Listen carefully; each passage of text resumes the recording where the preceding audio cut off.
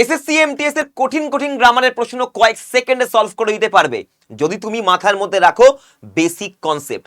দেখে নাও, there is an 8 years old boy crying. Bangla করে কোনো লাভ নেই ভাই, বাংলা করে কিচ্ছু পাবে না।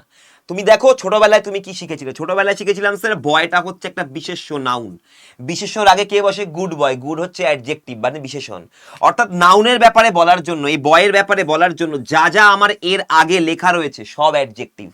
অ্যাডজেক্টিভে কখনো বহুবচন হয়? বয় থেকে বয়েজ হয়। গুড বয়েজকে কি গুডস বয়েজ করি? গুডকে তুমি গুডস করবে? না, করবো না। সেরকমই ইয়ার্সটাও এখানে অ্যাডজেক্টিভ, এখানে ইয়ার্স হবে না, এখানে করতে হবে ইয়ার। কারণ অ্যাডজেক্টিভের কখনো বহুবচন হয় না, সেটা নাউনের হয়।